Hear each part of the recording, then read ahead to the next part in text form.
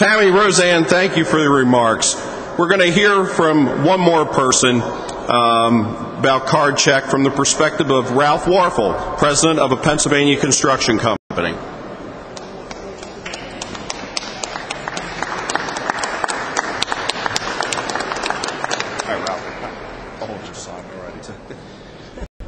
Good morning. You've just heard a very compelling argument from the standpoint of a small business person.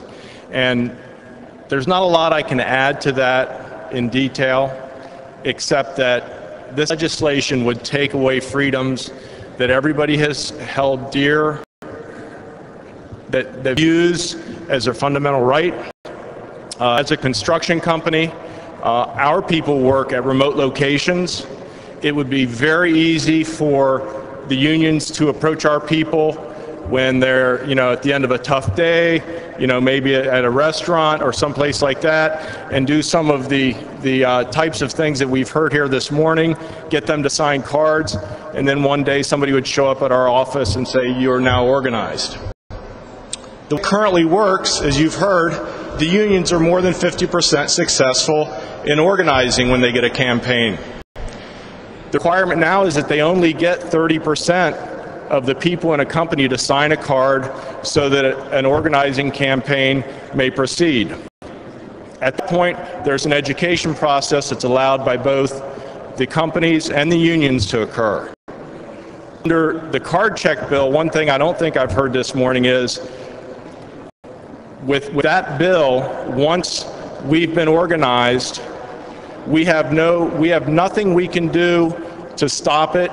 If we try to educate our employees, we stand the chance of being fined heavily, where on the union side of this, there's no provision for that. So there's no guidelines that they must follow that I know of that they have to adhere to in order to have people become organized. This is something that we would not be able to deal with.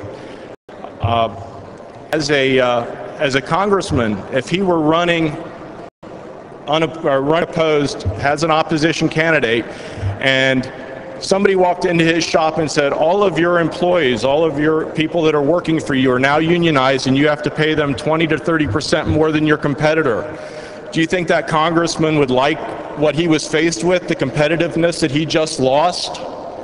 That's the type of thing that small companies like ourselves would be facing when this would occur.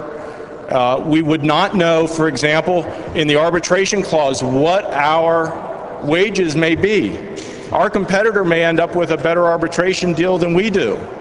So now suddenly the market's not dictating what we pay, but some arbitrator that doesn't know anything about our business, he just knows that he has to settle a dispute. So those are just some of the things on the fringe where this bill would affect us, and we feel it would be harmful for the country in general. Thank you.